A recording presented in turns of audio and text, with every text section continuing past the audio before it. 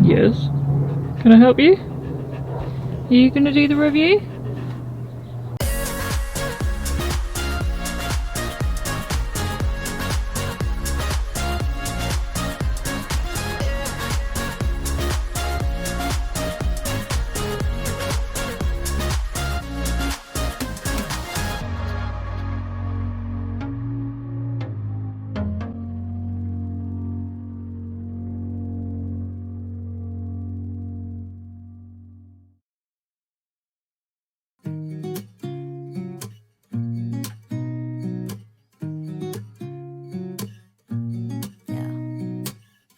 Here's to the good days, here's to the sorrows. If this is a mistake, I know about tomorrow.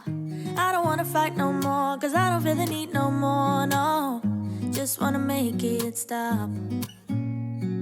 Maybe it's something in the water, or maybe we just hit the end of the road. Right now it doesn't even matter. It's too late not to let it go. And that's why I wish you the best and say goodbye. Okay, so full disclosure, this isn't our house, sadly. It's a beautiful house. It's actually some horses coming down the road. That's how rural we are here. But yeah, this isn't our house. We're actually just here on holiday. So we actually brought both cars because we have to split up at one point in this holiday, just because Sean is going somewhere very exciting. And whilst he goes, I'm going to tell you all about our amazing VW California Beach that we have owned now for, I don't know, at least 6 months, maybe longer than that. But we've done 5,000 miles on it now, so I think it's about time that we had a real good look at the California Beach and told you all about it, all the spec that we decided to go with and everything else about it.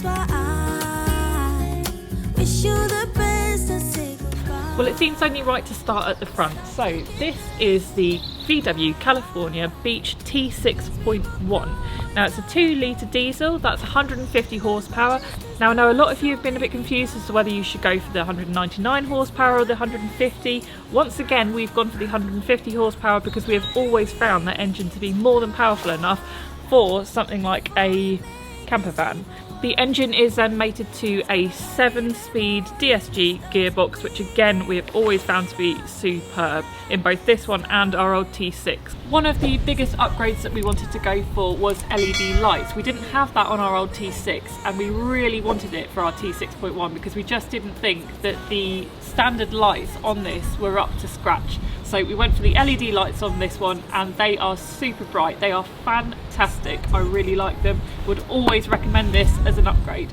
Right, moving around to the passenger side, you should be able to notice that this is actually a short wheelbase. They don't do the California in a long wheelbase, so you can only get it as a short wheelbase. It would be lovely to see in the future if they would do a long wheelbase camper, but at the moment, short wheelbase on the California. Now, another thing you'll notice is these are not the original wheels that came with it.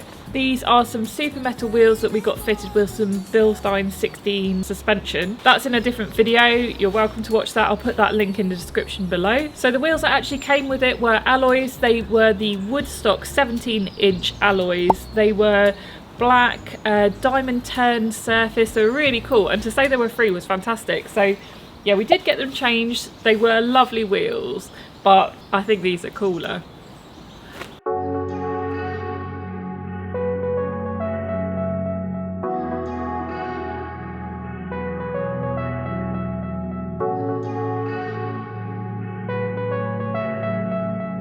Moving around on the passenger side, you will notice that on this side, where you've got the diesel and the AdBlue, then you've also got a window on this side. That is a sliding opening window. Then you've also got the beach decal. We got that changed to be a similar colour to the wheels and in the same writing, but that does still come on the originals. These windows have also been tinted quite dramatically. Now we use Limo Tints on ours, which again is in a different video. You can't get Limo Tints from the factory. They do a different tint straight from the factory. I don't feel like it's dark enough, so we got the Limo Tints put on. Then back here you have your electrical hookup point. Obviously as well, another thing you'll notice is we have these decals on the van. That's not something that comes as standard on the van.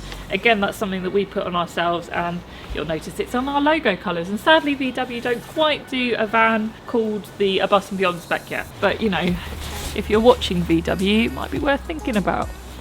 Moving around to the back, you'll notice this is a tailgate design as opposed to the barn opening doors. One thing I like about the tailgate is when it opens, you're actually protected from the weather. So a lot of people really like the barn doors because they say it's protection from the weather, but I don't know where they think the weather is coming from. I know it's England, so sometimes it comes in from the side, but most of the time it comes from above. And also you can get tailgate awnings. Now I will come to the inside of the van in a bit, but one thing I would like you to notice is the fact that this still has the very special trick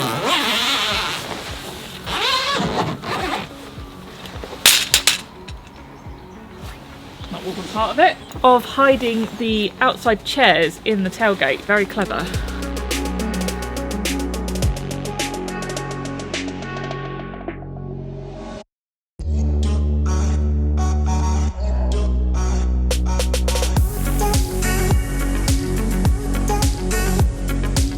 Something also very worthwhile to stop you backing into any walls or anything is putting a rear camera on, plus rear and front parking sensors in a van. That is so useful, I can't stress it enough. Those of you wondering what fell out earlier, it was this, which is the wind out awning hook. So we keep it in there. I forgot we kept it in there. You'll notice we do obviously have a wind out awning.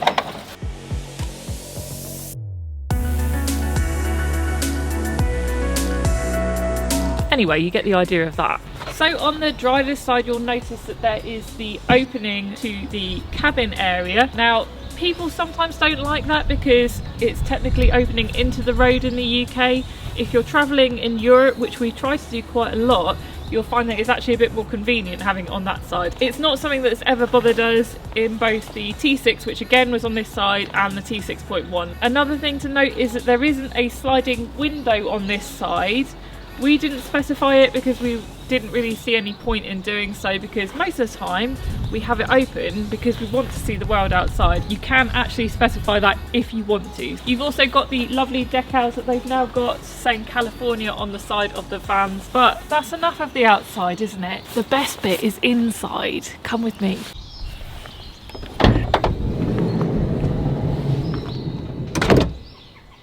What a mess. Let's not show that just yet. Much better.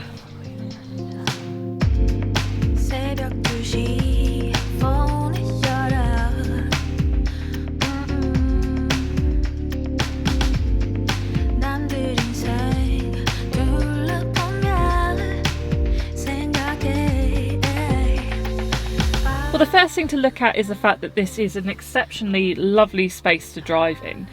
Now, the California Beach that we've gone for, it doesn't have the upgraded screen. We didn't feel like we needed the bigger screen. This is just a standard model one. It does come with Apple App Connect though, which is fantastic. So that's what I use generally for Google Maps. So it does actually take a plug. It's not Bluetooth enabled for the App Connect, so you do have to get another plug.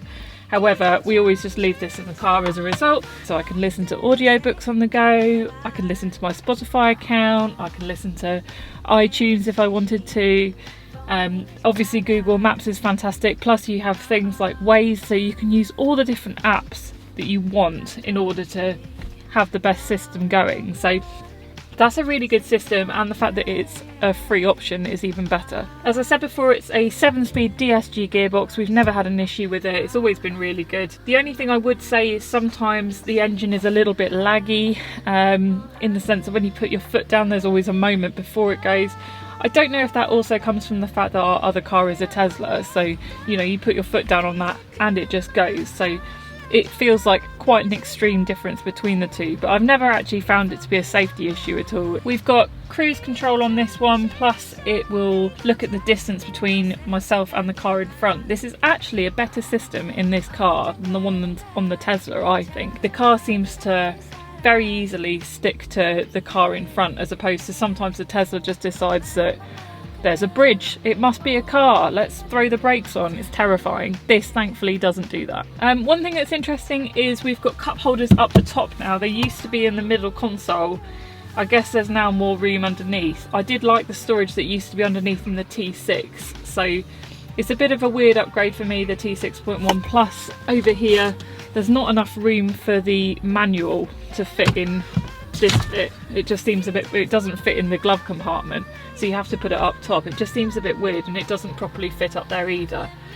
And then they've got all this space up here for, I don't know, your files and things, but again, if you've got white paper up there, it just reflects on the windscreen. It just seems a bit pointless. So there's a few bits that I think are a little bit pointless in here, and less cup holders as a result, which is a bit annoying when you're doing lots of travelling in it. I guess one nice thing is the fact that without that console bit, extra bit here, where you've got more storage, it actually makes it easier to slide across. If you haven't got someone in the passenger seat and you're going through loads of toll booths, you can actually reach the other side a lot easier than if there were things in the way, so that's quite nice. We also went for the heated seats, by the way, because I love a heated seat, so major win there. But other than that, it's just all your standard equipment pretty much. We haven't gotten for anything too fancy. We've just got the standard aircon. We do have rear aircon as well, so I think we've upgraded that so that we can change the air conditioning in the back as well. That's just because we've got Harvey, our son, who's 18 months, and Bentley, who's a dog, so he obviously wants to stay a bit cooler in the back as well. Handily, you do have a few USB points up here, but the only downside is they're USB-C, so that's quite annoying. So that means you have to change all your cables again. So this is the USB-C to Lightning cable. That's what I've got to use for Apple Connect. There is a 12-volt plug at the top here as well, so you could change that over to be one of the USB ones. In fact, down by the driver's side as well, there is actually a USB cable plug. So I actually have our fairy lights plugged into that, and that's just on my right here. So I feel like I should mention what this is actually like to drive as well. Now, we've done 5,000 miles in this, and a lot of those miles have actually been on the B16 suspension that we had put in. We did do quite a few miles prior to that. It drove pretty much almost the same as our T6 model that we had before. I'd say it's a much cleaner engine. It almost feels like everything is much smoother. It feels like it's a little bit faster, I think. So it's interesting to see that they're getting a bit more out of the engine.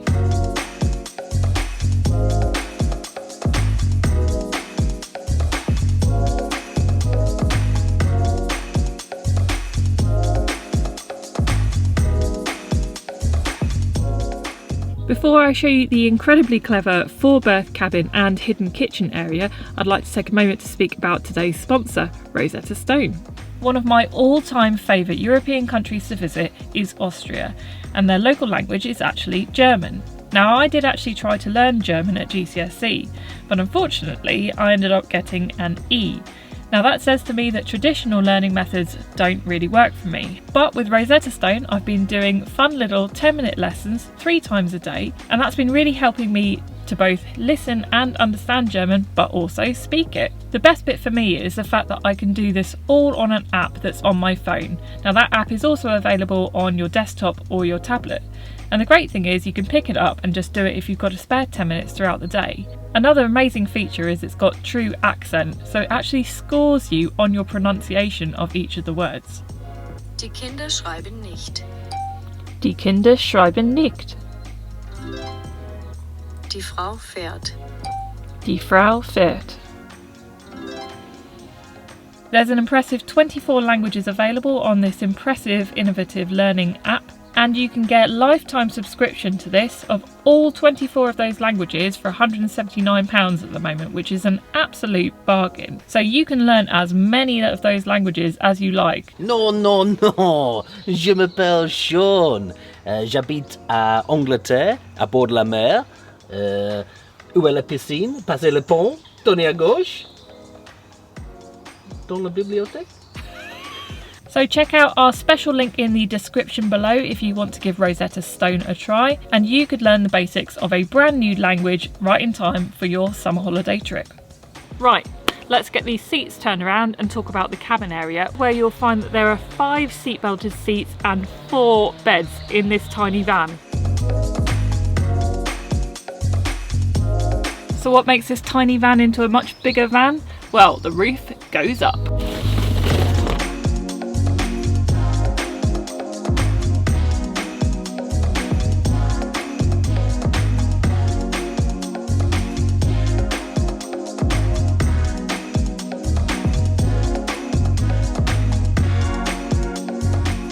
Well, let's talk about this incredible cabin space here, because firstly, the reason why I wanted to sit on the floor here is to show you quite how spacious this is in comparison to things like the Ocean or other camper vans that have a full kitchen.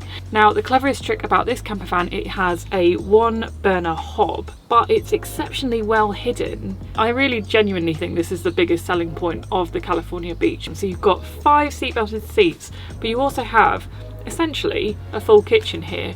Now, you won't initially be able to see where the kitchen is, but if you pull this little thing here, pull the kitchen out, then you will see that there's a little area for preparing and then an actual hob as well. Now, that's a gas hob there, and even more clever than that is the fact that the gas canister for this hob is actually hidden just below it.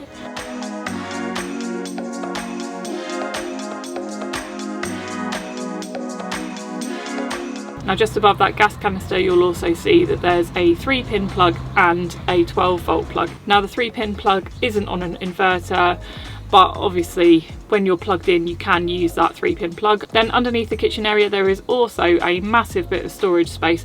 I actually put a little basket in there. Usually it's full of toys because this is a mobile creche.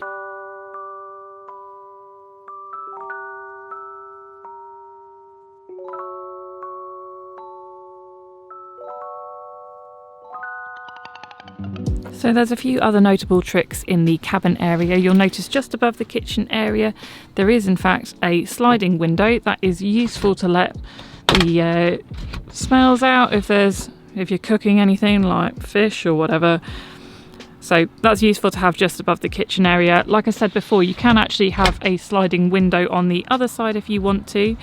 We didn't opt for that here. We just went for the massive window there. And then below that, you'll notice there's a table. Now, things like the California Ocean actually has 2 tables inside it. So one of them is a sliding table that ends up next to the 2-seater bench and is next to the kitchen. So that slides out and then it hangs off the kitchen essentially. However, in the beach there is only 1 table, so that's usable both inside and outside. So that's hidden in the door, which is the same place as it is in the California Ocean for the outside table. Very simple to put up, very simple to use. This one actually has a sticker on it that I've put on just to protect it, but it is an exceptionally hard wearing table actually.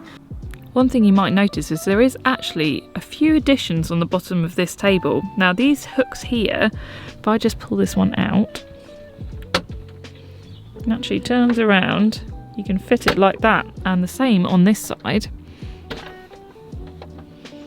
Now that actually then attaches the table to the side of the kitchen area.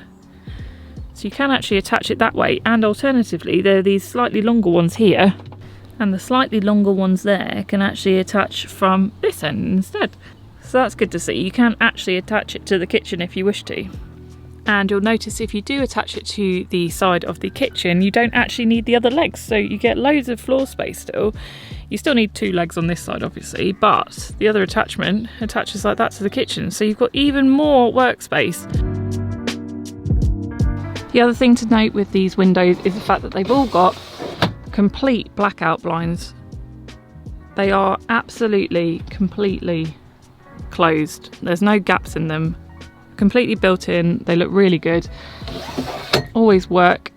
Then you can get fly screens that just slot into the actual window.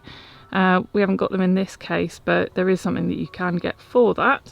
Again, there's more blackout blinds here. This one's very slightly different because obviously that's where the door is, so it sits just in front of the door, but again it is completely blackout. It does go all the way down, as you can see, so there are no gaps there whatsoever, which is lovely to see. And then obviously the rear window has exactly the same, but I'm sure a lot of you are wondering about the front windows here, because you'll notice there isn't actually built-in blinds on the side windows or the front there.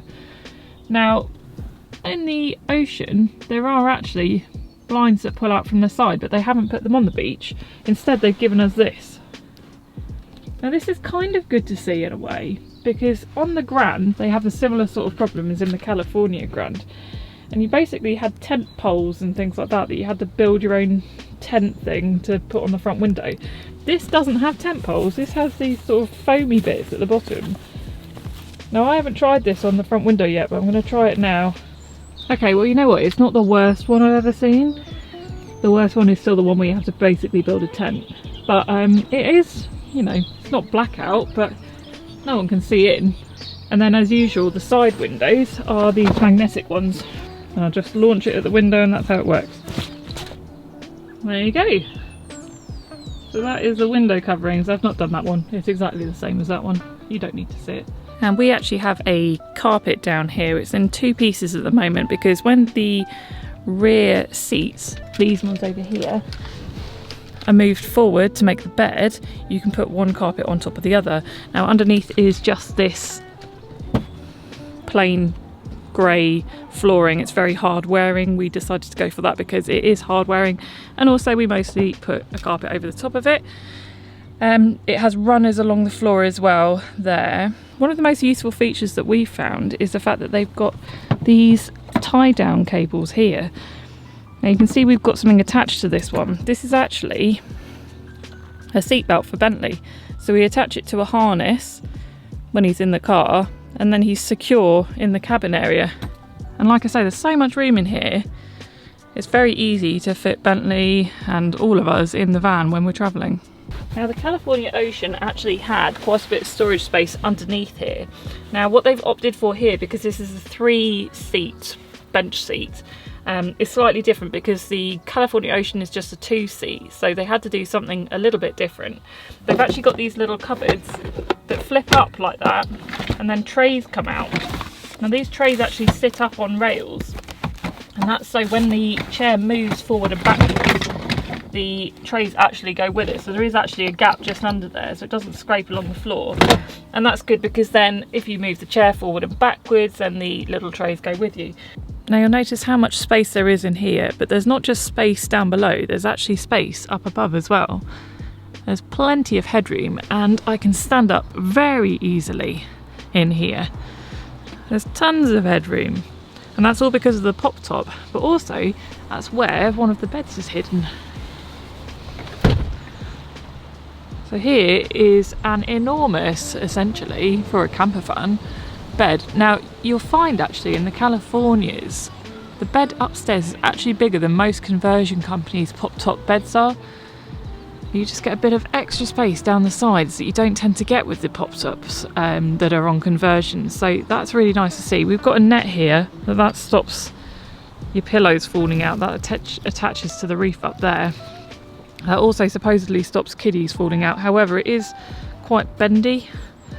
So, I mean, it would stop them rolling out. I don't think it would stop them climbing out. So that's something to be cautious of. But there are 2 fly screens on the side. I can't reach them at the moment. But you'll have to trust me, that's a fly screen on that side and a fly screen on that side. And then at the front, whoa, completely open. No, it's not usually like that. Let me move the bed out of the way again so I can move back. But you can open it fully to the elements, which is quite cool. But there are other options as well. So you can see that's all zipped up now, and there is another window here, so this is a bit easier to reach. But this is actually another fly screen. One other thing that I always bang on about when it comes to the pop-top bed is these Froley style springs underneath. Now the California Ocean that we had did not have these, and it does make it so much more comfy. And this is a really nice mattress topper that's on here. There's not an upgraded one, this is the standard one that comes with the beach. Now this has actually got a single duvet cover on it. That's a little top tip that we've got for you there. Putting a single cover on it is a nice little hack, and it means the sheet stays in place at all times. It doesn't matter how much you move around, it does stay in place. One thing that is worth noting is you can't leave things up here whilst you're driving along, so you can't store your bedding up in the pop top when the roof is down and you're travelling. It just doesn't work. When you're stationary and you're on a campsite, by all means put your bedding up here and you can still push the bed up against the roof, but do not put the roof down on top of all the bedding. Obviously you can put a sheet on the bed and we leave the netting in place, but that's it. You can't put anything else up here.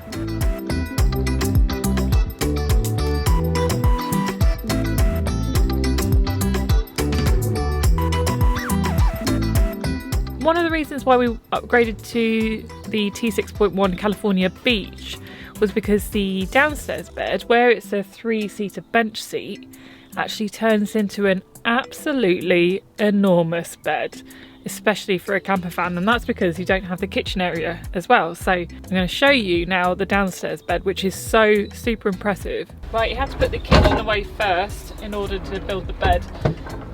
That's quite an unfortunate thing, is the fact that the kitchen isn't the right height for the bed to be used, so you can't make yourself a cup of tea first thing in the morning. That is a real shame. So inside the middle door, you'll actually find a strap here with a hook. Now that is actually what you pull to move the bench seat forward and backwards. And you need to actually remove the headrests. You can just store them down underneath the bed. And then you use the middle lever that's just above that drawer, and that's what you use to push the bed down. Then this bit here, you actually lift up the base. Like I say, it's very different from the California Ocean. And then you push down at the top. It's actually really easy still. And then all you have to do is roll it back a little bit so it fits into place. Now one thing you'll notice is we actually have as well,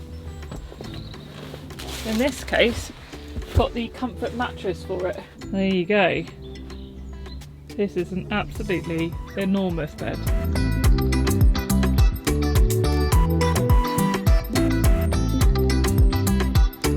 But part of the reason we've got the comfort mattress is if you look under here, you can see it is just a normal seat, so it's not a flat surface. So actually getting a mattress that works on top of that would be quite difficult, I think. So we actually opted just to get the comfort mattress.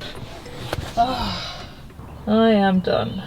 One thing worth mentioning about the bed here is the fact that it is actually slightly higher than what you would find in the California Ocean. I assume that's because you have less storage space than the California Ocean when you're in the beach. So obviously you haven't got all the kitchen cabinetry, you haven't got the wardrobe space, you haven't got the drop down chest here either, so you haven't got any of that. They've raised the bed up a bit. That means you get much more storage underneath it. That also means that you can now buy from VW itself what's called a bus box. Now that is something that actually sits in the boot underneath the rear portion of the bed, and that's actually like a pull-out kitchen. It's got loads of different storage options in it. It looks really, really good, and that's a quite recent thing actually, but you can buy that direct from VW, so you can actually buy that as part of the package of the van. With regards to the boot as well, because the bed is slightly higher, and Bentley for example isn't actually able to jump up and sit on the rear portion of the bed for travel. It's a bit too high for him, so he fits fine in the area itself, but actually to get him up there, I mean he's 43 kilos, so it's not something that we can lift, but we have used a ramp before. He's used that to get up to the portion of the bed.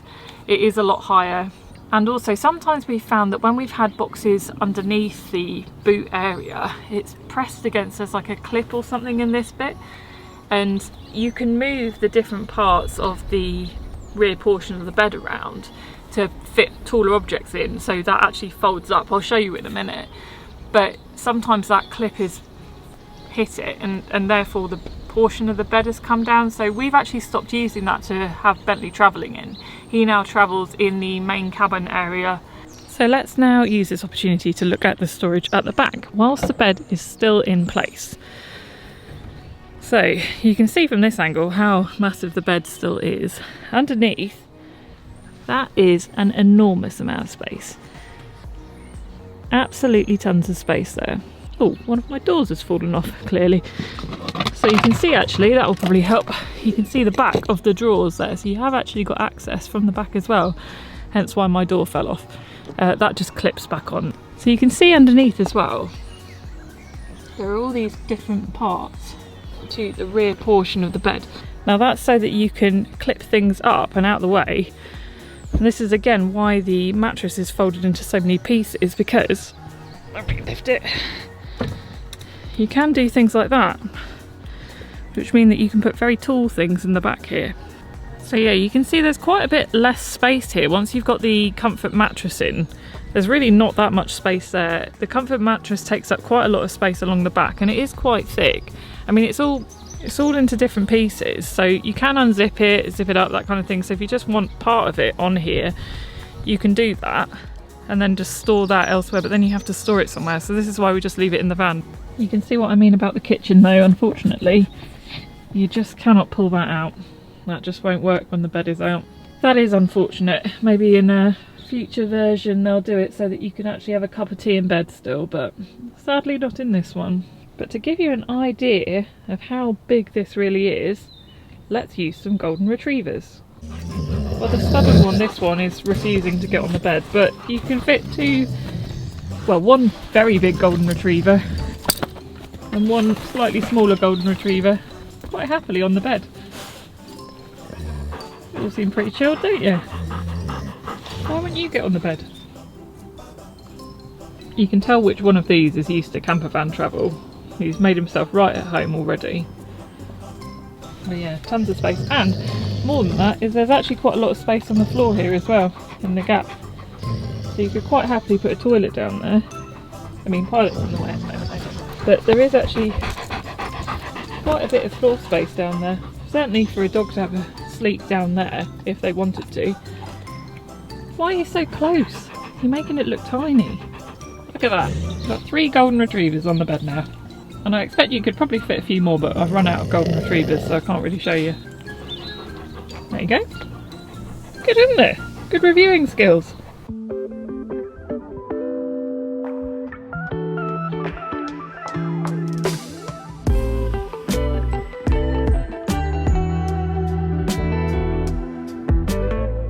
So this is the new screen for the T6.1 for the camping area.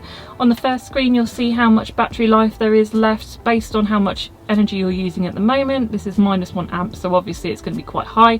That obviously goes down as you use things like fridges and things along those sorts of lines. We have a fridge that we plug in the back when we are going travelling, so that fridge obviously draws a lot more power, so the time goes down, but it gives you a really good idea of how long there is left on the batteries. Moving to the next screen, you've got things like the auxiliary heater, that's where that can all be controlled from. Then you go to the camping mode, so that will decide whether you have the lights on, then you can activate the camping mode there. Max charge is quite a good new feature. That's where you can charge the leisure battery off the engine and it will draw as much power from the engine as possible, so the battery charges a lot more quickly. Then the leveler, which is very useful. It's better than guessing whether you're level or not. I don't really understand the point of the timer, but you know, if you're doing track days maybe you want the timer. The lights is quite nice as well, so lighting area operation actually gives you a little diagram of all the lights and you can turn them on and off and dim them from this control panel. Now you can obviously do that as well from each individual light. And then settings is just your standard settings. So I just want to take a few moments to talk about the heater because it's not as good as in the T6, I don't think. Now the T6 made it really easy to just switch it on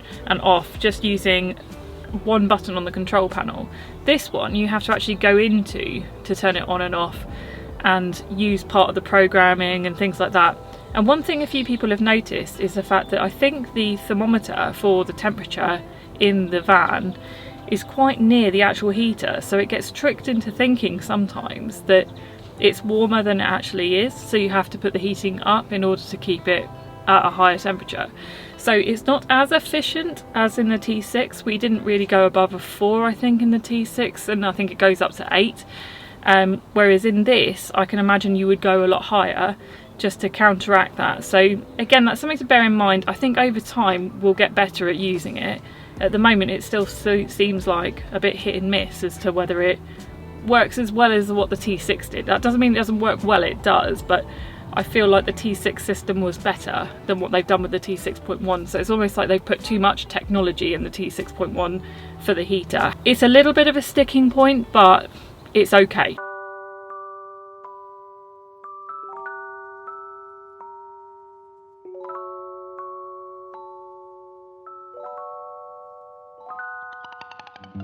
So I hope that's a really thorough look at the California Beach T6.1 from VW.